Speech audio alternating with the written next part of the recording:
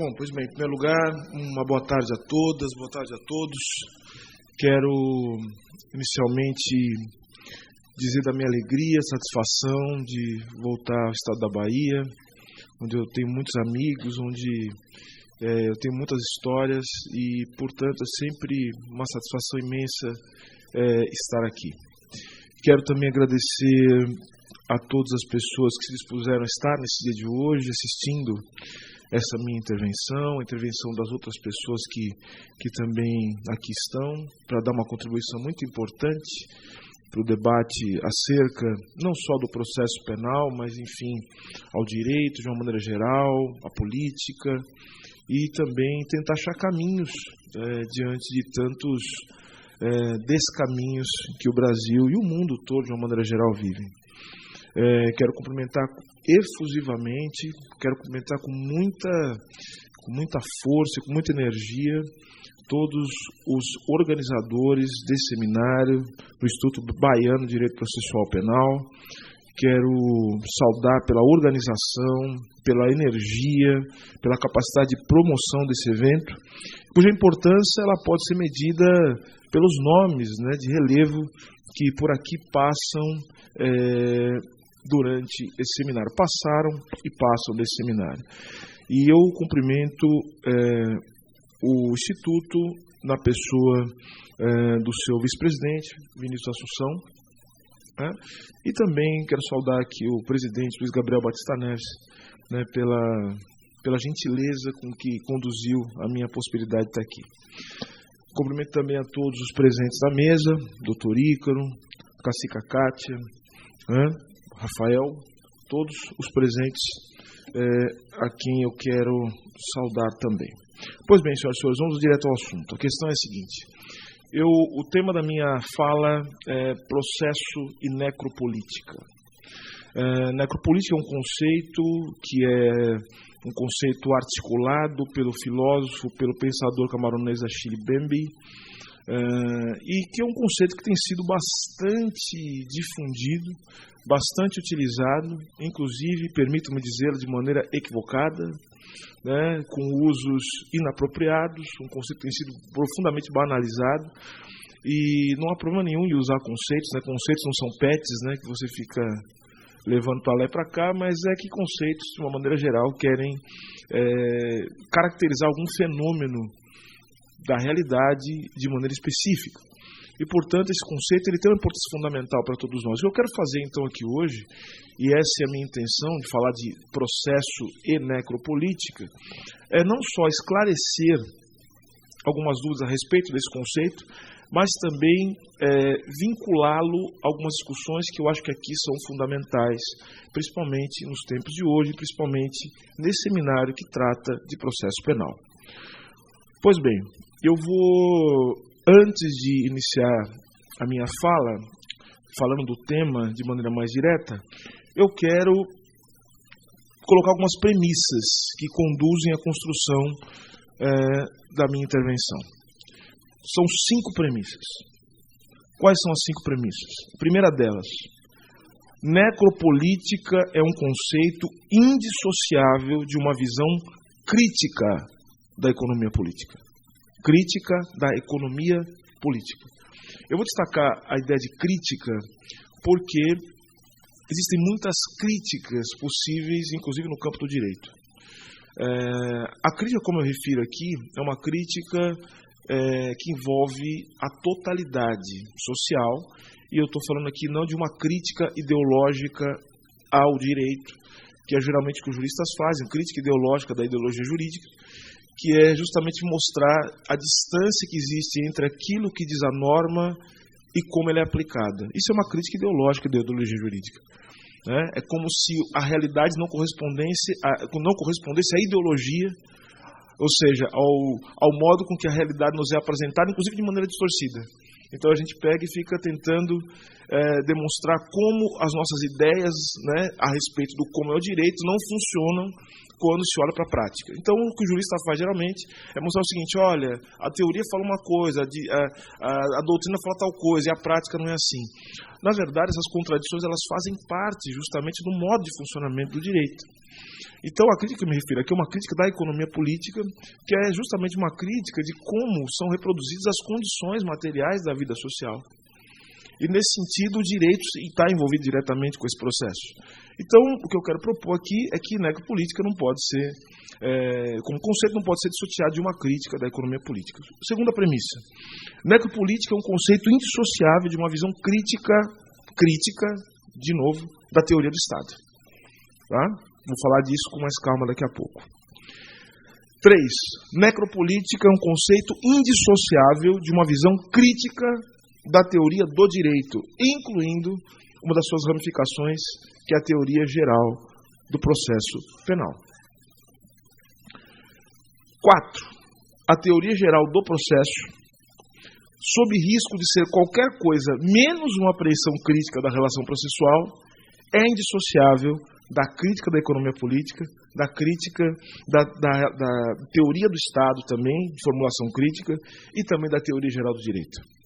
E a quinta e última premissa: hoje nós podemos afirmar, hoje, na quadra em que vivemos, e o mundo nos mostra isso todos os dias, que o processo penal é indissociável da necropolítica. Tá? Então, são essas 5 premissas que conduzirão a minha intervenção. Vou dividi-la em 3 partes. A primeira parte eu vou falar sobre a relação entre Estado, direito e economia política. A segunda parte eu vou falar sobre um conceito que é central para se entender o que é a necropolítica, que é o conceito de biopolítica, que está relacionado diretamente com a teoria do Estado. E o terceiro, finalmente, necropolítica, onde eu quero fazer uma amarração de tudo isso que eu falei até agora. Então, iniciamos falando sobre o Estado e a sua relação com a economia política. Do ponto de vista político, as teorias liberais, inclusive as teorias do direito, partem da premissa de que as instituições políticas são fundadas ao mesmo tempo como um projeto de autonomia e a realização de um acordo ou de um contrato social. Essa é a ideia que se tem quando se fala da teoria do direito, principalmente do extrato liberal. Por isso, nas teorias do direito e do Estado, não há praticamente espaço para se pensar conflitos ou antagonismos sociais. Conflitos dentre os quais estão o racismo, o sexismo e tantos outros conflitos, inclusive de classe. Esses conflitos são vistos como uma disfunção, uma irracionalidade que deve ser tratada pela racionalidade do Estado. O Estado e o direito são formas de racionalização da vida social, de tal sorte que esses conflitos que são inerentes à vida social e política devem ser tratados pelo poder do Estado e pela aplicação do direito. E o Estado e o direito, eles se manifestam de que maneira? O que nós entendemos por racionalidade?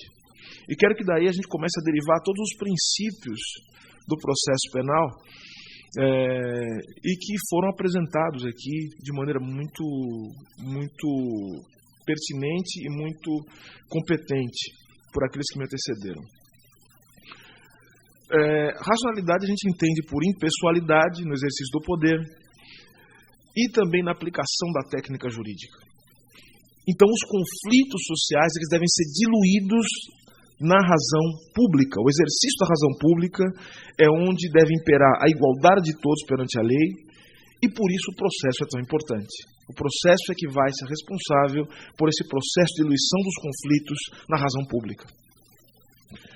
Desse modo, uma sociedade entendida como democrática, ela tem como tarefa não apenas combater todas as formas de desigualdade, racismo, sexismo.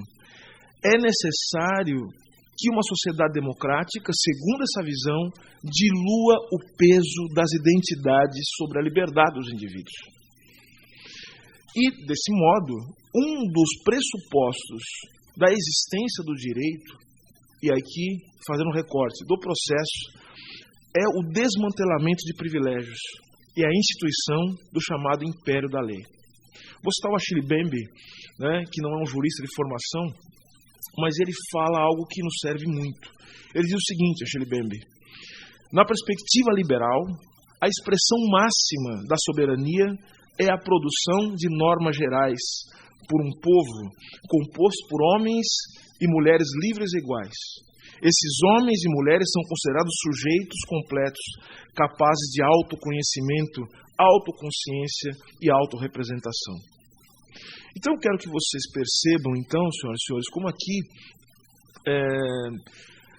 de alguma maneira, a teoria do direito está em torno de todos esses pressupostos que são retirados da filosofia moderna. Não é? A ideia de liberdade individual, de igualdade, de racionalidade. E é justamente esse consenso, né, que preside, a ideia de um consenso racional é que preside nossas ideias sobre democracia e sobre liberdade. O que se nota, portanto, é que por detrás do discurso técnico do processo, há, no fundo, um discurso ético-político de extrato liberal. O que torna a teoria do processo, muitas vezes, quando não olhada de maneira crítica, uma mera descrição de aspectos institucionais ou jurídicos da organização política. O que torna, portanto, a teoria geral do processo, na maioria das vezes, incapaz de lidar com as próprias contradições e muito menos lidar com as contradições sobre as quais o processo precisa atuar, que são as contradições sociais. Nesse sentido, por mais que seja incômodo, e vai ser incômodo, e a intenção é incomodar justamente, especialmente no momento que nós estamos, né? A gente está num momento tão ruim, que, como diz o professor Maurício Dieter, né, uma advocacia técnica já é quase revolucionária, né? Ou seja, é uma coisa impressionante. Ou seja, vocês percebam que, nesse sentido, toda a teoria política, a teoria do direito, a teoria do Estado, elas pressupõem a ideia de racionalidade como previsibilidade do comportamento dos agentes políticos. Então, quando você tem um momento de crise, você não tem nenhum tipo de previsibilidade em relação ao comportamento dos agentes políticos. Você não tem sequer mecanismos de controle sobre a ação dos agentes políticos. Então é incômodo, portanto, pensar que uma visão do Estado, nessa quadra que nós vivemos, envolve necessariamente uma visão sobre a totalidade social. É por isso que, nesse sentido, eu gosto muito de um pensador alemão que tem me acompanhado durante muitos anos, quando dos estudos sobre a teoria do Estado, um pensador chamado Joachim Hirsch. Para o Hirsch, o Estado, e vejam só essa concepção como é bem diferente da que a gente está acostumado. Para o Hirsch, o Estado é a condensação material de uma relação social de força. É outra história. Portanto, o Estado está longe de ser o resultado do contrato social, corporificação da vontade democrática, o ápice da racionalidade, instrumento de opressão da classe dominante também não é. Ou seja, essas definições elas são muito simples, idealistas, e não revelam a dimensão material do Estado. O Estado tem uma dimensão material, é uma relação material de força, ou forma específica do exercício do poder e de dominação. E, sem dúvida, falar isso é um avanço, para que nós possamos entender todos os dilemas que envolvem a relação processual. Aí nós temos que, inevitavelmente, falar de economia política, entender como é que funciona um pouco a nossa sociedade, e como, quando a gente fala de economia, que é uma coisa que geralmente assusta os juristas, nós estamos falando, portanto, de um processo em que nós, enquanto sociedade, nós construímos, reproduzimos as possibilidades da nossa permanência enquanto sociedade. Como é que a gente continua existindo materialmente.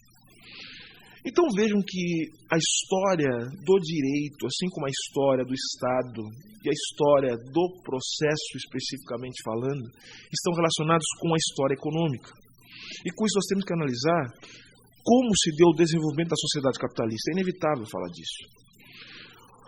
Com o desenvolvimento do capitalismo, a política assume a forma, o Estado assume a forma de um aparato exterior, relativamente autônomo e centralizado, separado do conjunto das relações sociais, em especial das relações econômicas.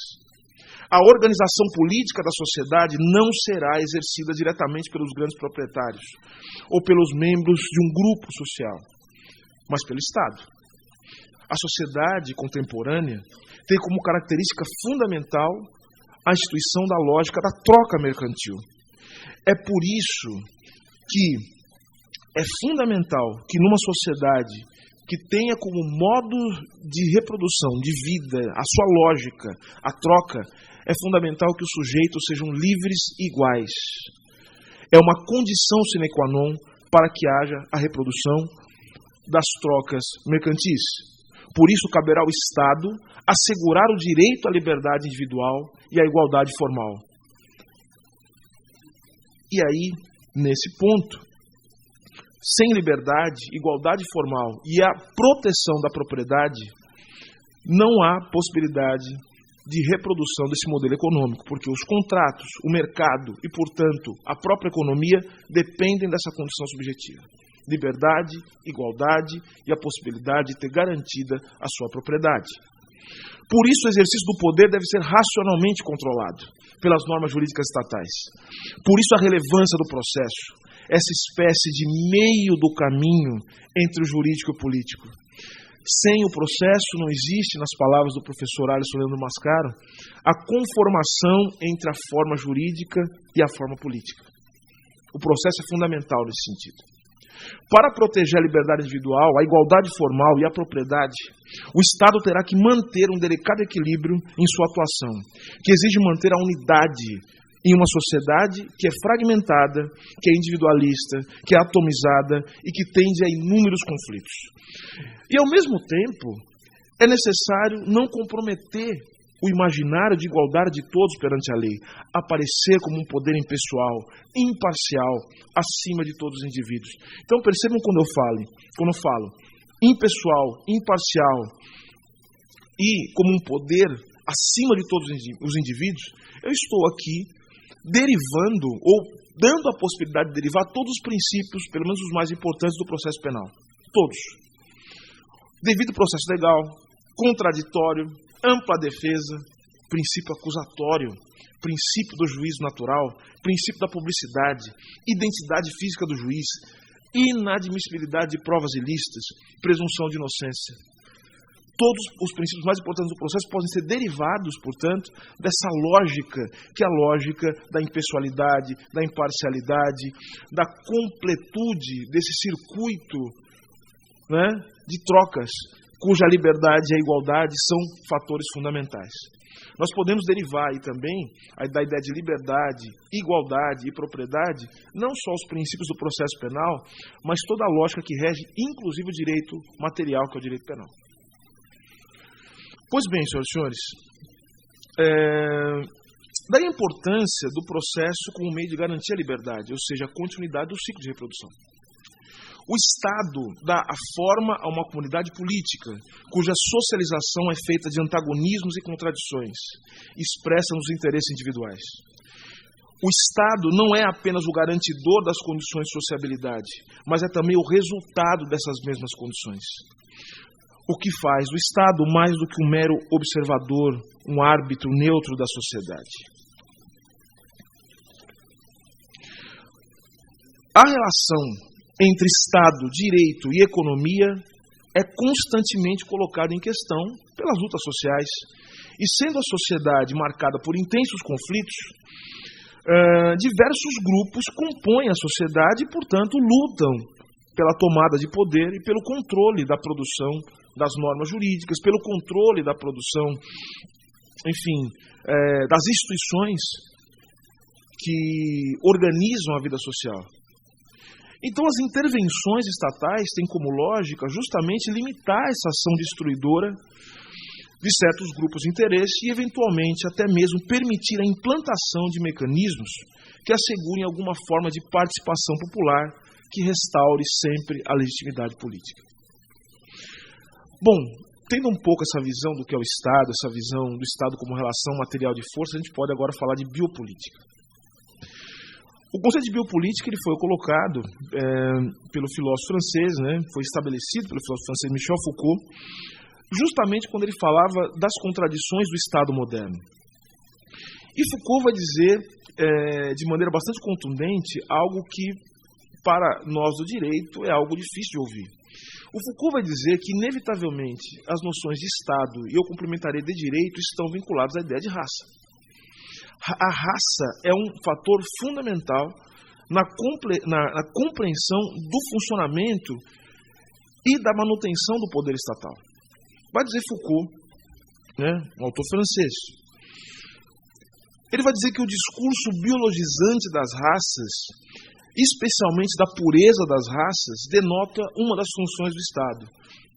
Para que serve o Estado, segundo Foucault? Para ser protetor da integridade, da superioridade e da pureza da raça. Aí a ideia de nação. O racismo, vai dizer Foucault, é literalmente o discurso revolucionário, mas pelo avesso. A soberania do Estado apoia-se, como já dissemos, na integridade nacional, na proteção da raça.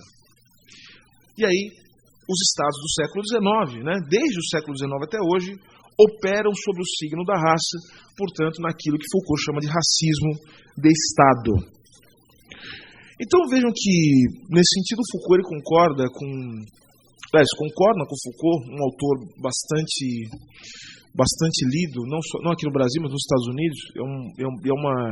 É uma pena que nós não tenhamos tradução ainda desse autor, um autor chamado David Thiel Goldberg, que tem um livro chamado The Racial State, Estado Racial. E segundo Goldberg, todos os estados operam sob o signo da raça, inclusive aqueles que não são abertamente racistas. A ideia de raça é uma ideia de delimitação, é uma ideia que permite a intervenção, que permite processos de transformação da subjetividade, que permite estabelecer fronteiras, que permite dizer quem é nacional e quem não é nacional, quem é o estrangeiro, quem não é. Enfim, a raça é uma tecnologia de poder, vai dizer o Foucault. A raça é uma tecnologia.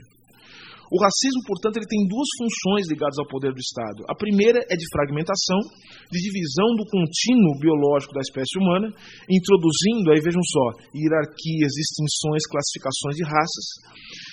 E a outra função é justamente estabelecer uma linha divisória, nesse caso, entre superiores, inferiores, bons e maus, né? E principalmente fazer da morte do outro algo positivo, né? Ou seja, a raça faz da morte do outro algo positivo. Positivo em que sentido, senhoras e senhores? Positivo porque quando você tem o fator racial, a morte do outro se torna a morte do anormal, do degenerado, daquele que não merecia viver, daquele que mereceu, por algum motivo, ser chicoteado. Então vejam que o fator racial é fundamental, inclusive, para calibrar o modo de funcionamento das instituições. As instituições funcionam a partir daí, tanto do ponto de vista da sua prática política, como do ponto de vista também da sua ação ideológica, né, da sua conformação ideológica. Bom, dito isso, a gente pode entender que o processo penal, de alguma maneira, está relacionado à noção daquilo que Foucault chamou de biopolítica, no sentido de que o processo ele tem a função de organização da vida. Organização da vida, o que muitas vezes confere ao Estado a possibilidade, por meio do processo, instaurar políticas de morte, de encarceramento. E não entendam morte aqui, senhoras e senhores, apenas como morte física, como a morte biológica. Eu estou falando aqui de morte no sentido existencial. A morte no sentido essencial é a morte das possibilidades, a morte do futuro, a morte das possibilidades de projeção de uma existência para além da existência biológica. É totalmente possível estar morto em vida. Absolutamente possível. O encarceramento tem produzido mortos-vivos.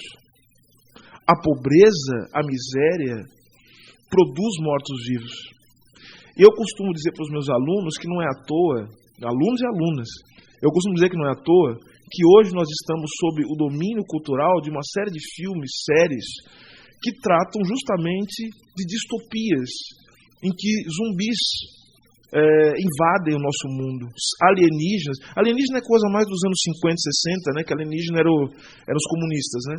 Agora não tem mais comunista. Agora os zumbis são pessoas, né? Aliás, não são pessoas, são zumbis, né? Mas são justamente isso. Olha que interessante. Eles são pessoas, foram pessoas, né? Eles foram pessoas, mas a gente não pode tratar como pessoas. E matar zumbi é uma coisa tranquila, ou seja, é matável. Tanto que tem até joguinho no celular que você pode matar zumbi à vontade. Quem joga jogo de videogame sabe, né? Matar zumbi e matar nazista, né? São coisas que geralmente não tem muita contraindicação, né? Nos jogos de videogame, né? E aí eu estou imaginando o quanto os zumbis eles se parecem com hordas de pessoas pobres e de imigrantes que chegam, né, nos países, chegam nas fronteiras, nas zonas de fronteira. Então veja que até esses jogos de videogame eles naturalizam também a morte daqueles que têm uma autoridade existencial completa em relação a gente. Vocês notaram? Então vejam, isso é muito significativo da naturalização da morte. Vejam como nós estamos organizando a vida social, inclusive do ponto de vista ideológico, para naturalizar a morte daqueles que têm uma autoridade radical. Porque, veja, afinal de contas, se a vida fosse sua vida biológica, o zumbi ele está totalmente dentro da nossa, porque ele está andando, né? Ele está emitindo sons, porque a vida não é só isso, né? A vida é justamente a possibilidade de você se projetar para além de si. Isso é a vida, de você poder tentar ser algo novo daquilo que você é, né? Então, todo mundo quando vai sair daqui hoje vai pensar o seguinte: bom, eu tenho planos, né? Vou jantar, vou voltar para São Paulo, vou voltar para Bahia, voltar para o Rio de Janeiro, voltar para o seu estado de origem, voltar para o Sul, enfim, seja o que for, as pessoas planejam, né? E justamente a possibilidade de você planejar uma existência diferente daquela que você tem no tempo presente é o que te faz vivo. A morte em vida é uma prisão, não é no passado, a morte em vida é uma prisão no presente. É quando não se tem a possibilidade de ir além do presente, além daquilo que você é. Você não pode ser outra coisa. Uma vida que se repete indefinidamente, está preso dentro de um pesadelo. No caso do Brasil, de um pesadelo terrível. Isso é a morte em vida. É quando o sujeito que é preso, quando ele sai da prisão, ele sabe que ele nunca mais vai poder ter uma vida, né, a não ser a vida que foi projetada, uma vida de miséria, uma vida de privação, uma vida em que ele será marcado para todo sempre como alguém que passou por um sistema que lhe marcou de maneira indelével e profunda. Pois bem, para falar de necropolítica, e já vou me encaminhando já para o final, nós temos que, além de pegar aquilo que nos foi ensinado por Foucault, depois desenvolvido por outras pessoas, por outros autores e autoras, nós temos que pegar o conceito de biopolítica e estabelecer também mais 3 componentes para entender o que o Achille Mbembe faz quando ele coloca a necropolítica como parte desse processo.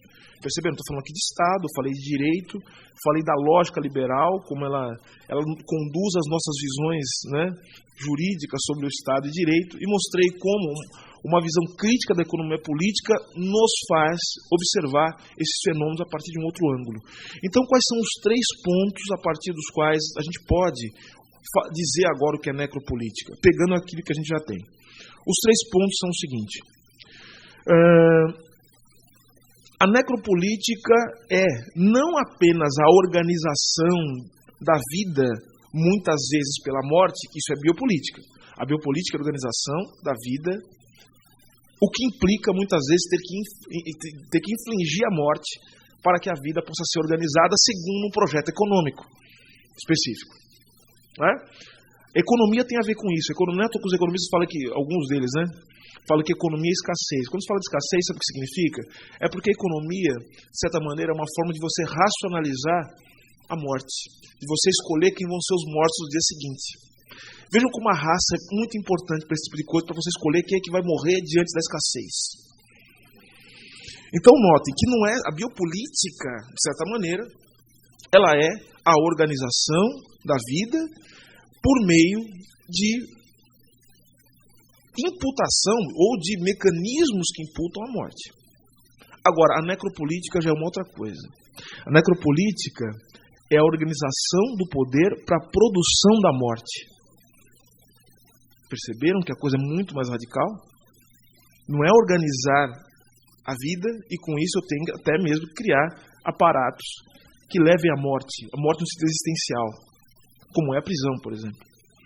Eu preciso também, agora, nessa quadra, organizar e produzir a morte. E não é só para o controle da vida. E a morte se dá, portanto, de maneira biológica, obviamente, mas se dá também por meio, sem o qual ela não poderia ser produzida, pelo direito, e também pela difusão ideológica, pela naturalização da morte. Como, por exemplo, esses programas de televisão que passam às 6 horas da tarde, dando praticamente licença para as autoridades policiais cometerem crimes, matarem pessoas e coisas do gênero. A todo momento naturalizando a morte. Eu vou falar uma coisa aqui muito...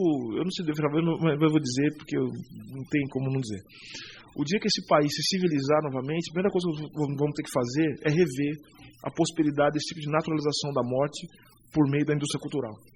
E quando eu estou falando disso, não estou falando de filmes violentos nem de videogame. Estou falando, portanto, de programas que exaltam a morte tentando dizer que estão fazendo jornalismo. Isso é um ponto fundamental, pelo menos de maneira crítica. Isso é uma maneira de difusão da morte. Isso é uma maneira de difusão da morte. Transforma a morte em entretenimento.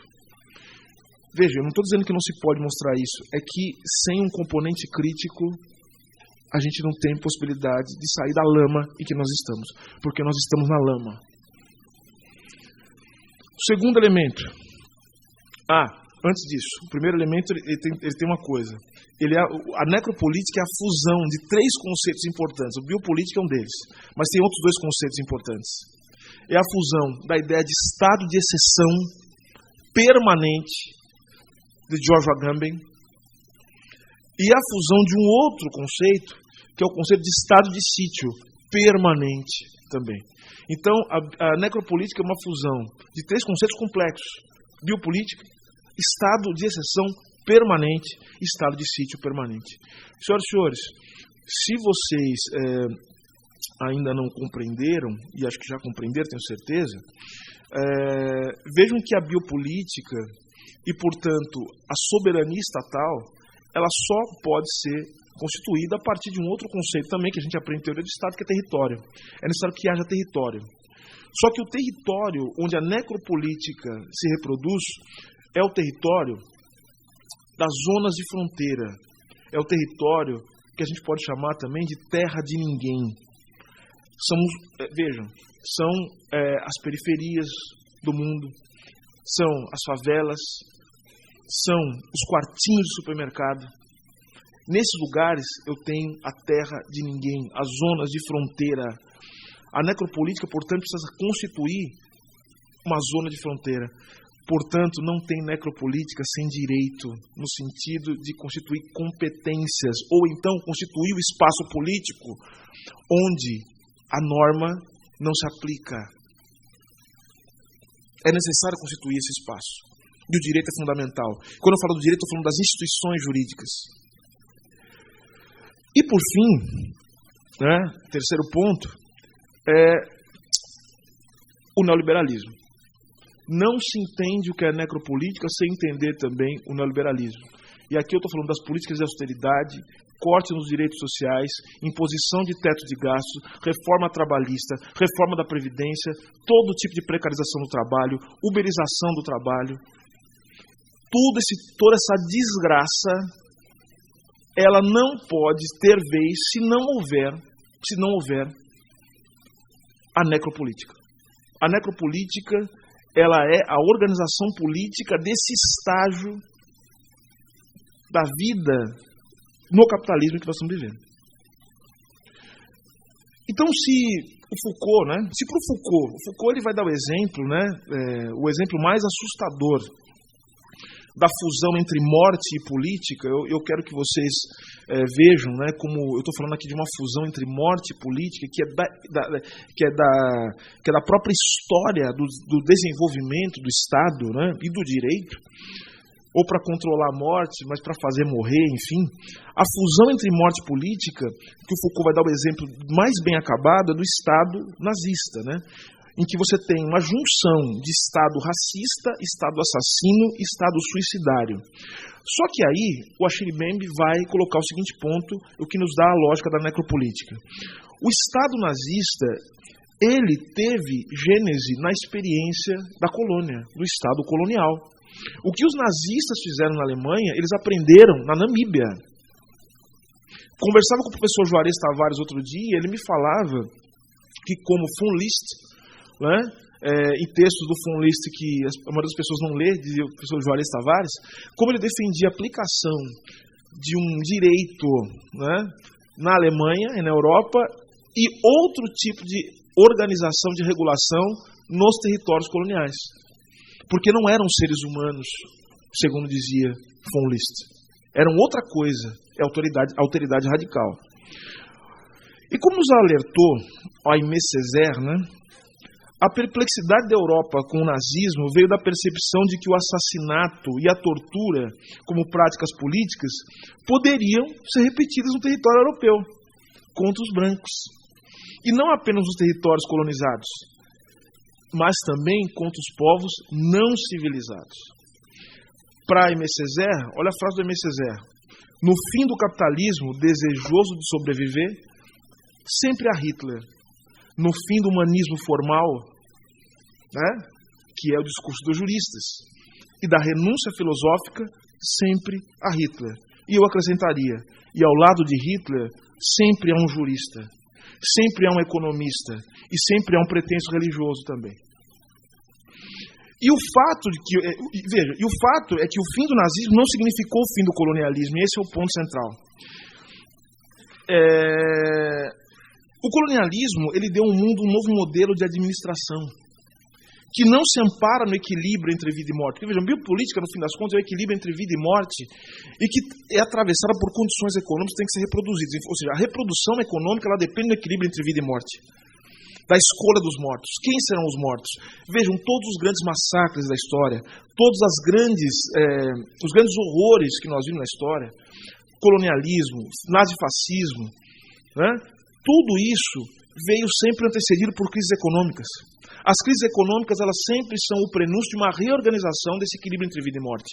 A questão é que nós estamos vivendo uma nova forma de equilíbrio entre vida e morte, da qual o processo penal é partícipe direto desse estado de coisas. Seja porque é incapaz de dar respostas eficientes ao que está acontecendo no mundo hoje, né? Ou seja, eu vejo que a maioria de nós, eu me coloco, né, entre os advogados, ficamos defendendo a advocacia técnica, o processo humanista, o iluminismo penal, só que nós estamos simplesmente fazendo uma defesa ético-política, porque ainda eu quero crer que não temos ainda uma fórmula para deter esse estado de coisas, que é muito mais forte do que a gente pode imaginar.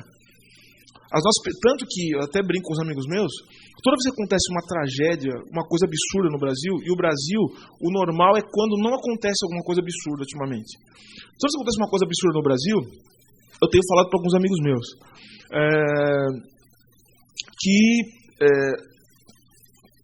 a gente, advogado principalmente, né? Falo dos advogados, a gente precisa fazer abaixo-assinado e nota.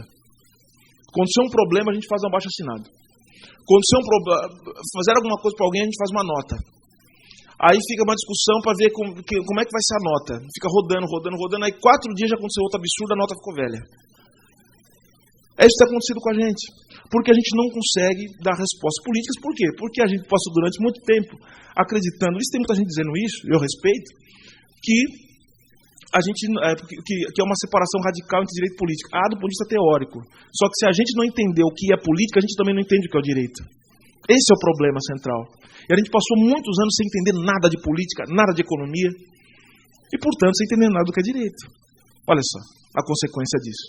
A consequência disso é que nós estamos sempre girando em torno do mesmo lugar, e a gente não consegue sair e dar qualquer tipo de alento para as pessoas que estão morrendo. Nesse sentido, senhoras e senhores,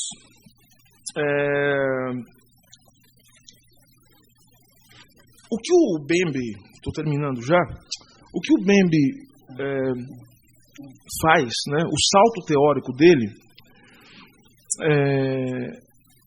é quando ele vai dizer que o poder de matar, né, no caso da necropolítica, ele opera com apelo, citando Bembe, à exceção, à emergência e uma noção ficcional do inimigo, que precisam ser constantemente criadas e recriadas pelas práticas políticas, né? O necropoder acontece onde se instaura um espaço político, onde o direito estatal é incapaz de domesticar o direito de matar, que sob o velho direito internacional é chamado de direito de guerra. Esse espaço é paradoxalmente produzido pela legalidade. Cria-se o direito aplicável a um não-lugar, o direito dos não-humanos, em que todos, sem exceção, e veja esse conceito, são sujeitos coloniais. Eu vi aqui o Torícaro falando, quando você tem a subjetividade colonial, notem que é fundamental para o direito que haja separação entre sujeito e objeto. É fundamental que o direito haja separação entre aquele que aprecia a prova, né, enfim, o caso concreto, e obviamente que a prova ela tem que vir separada também de todo esse conjunto, para que ela possa ser apreciada de maneira objetiva. A apreciação objetiva da prova depende disso. Mas vocês vejam que o sujeito colonial, a própria existência dele é a prova de que ele cometeu o crime. Ou seja, o sujeito, só por existir, a existência do sujeito é a prova da prática da conduta. Portanto, nessa zona fronteiriça, o policial ele pode atirar sem ter que dar satisfação para ninguém. Por isso que ele pode decidir quem vive e quem morre. Porque já está previamente decidido, inclusive com o beneplácito das autoridades judiciárias, né, que ele tem o direito de matar ali. Por quê? Porque ele está em guerra. E vejam que o discurso da emergência e da guerra é fundamental. Nós temos que estar todo o tempo nervosos, preocupados, em guerra, em emergência. Porque pior do que você viver dentro do estado de guerra, sabe o que é? Você viver na iminência da guerra, quando você não sabe quando o seu inimigo vai atacar. E, portanto, nesse momento, toda exceção é permitida para evitar que o seu inimigo faça o estrago. Então, vejam, pode matar, pode prender, pode restringir todo tipo de liberdade, justamente para impedir que o inimigo se infiltre. O inimigo pode estar infiltrado. Percebe então que todo mundo vira aquilo que o Elias Canetti, que o Achille Mbembe cita, vira sobrevivente. A subjetividade no mundo necropolítico é a subjetividade do sobrevivente. O que é o sobrevivente? O sobrevivente não é só aquela pessoa que de alguma maneira foi atacada violentamente, né? Ou seja, que foi vítima de um crime, foi vítima de um ato violento. O sobrevivente também é aquele sujeito branco, de classe média, né? Que sai para passear com o seu cachorro, né? Num bairro bom, e ele vai dali na esquina. Só que ele está sempre com medo. Por quê? Porque a todo momento ele pode ser atacado por alguém. Então ele vê um mendigo no chão. Então o mendigo pode atacá-lo porque ele está em estado de emergência. Então ele defende, em nome da sua sobrevivência, que alguém coloque fogo naquele mendigo. Entenderam? Ou seja, ele tem medo daquela pessoa. Ele tem medo, fazendo, eu tenho medo desse sujeito. Eu não sei o que o sujeito está fazendo na minha porta. Eu quero que tire esse sujeito daí. Eu não sei, ele pode vir me assaltar. Então veja que está todo mundo saindo de casa com medo. Todo mundo é sobrevivente. Então quando ele consegue chegar no apartamento dele com o cachorro dele, ele fala, ufa, sobrevivi, não fui assaltado. Então, para se prevenir, ele vai, inclusive, se colocar na defesa de violação do direito das pessoas que nada fizeram contra ele. Para se prevenir, porque todo mundo é inimigo. Se for pobre, se for negro, eu não sei o que essa pessoa pode me fazer. É a lógica da emergência.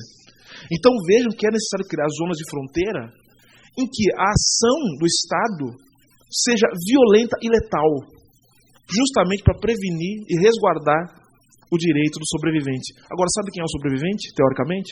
O Elias Canetti, quando criou esse conceito, ele estava falando do sobrevivente dos campos de concentração.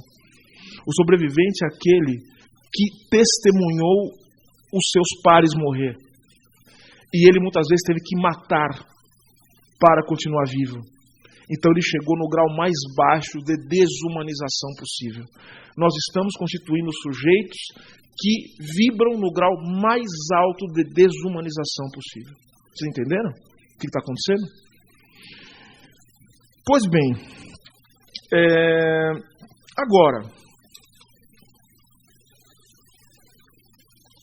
a necropolítica, portanto, ela é uma organização necessária do poder no mundo em que a morte avança implacavelmente sobre a vida.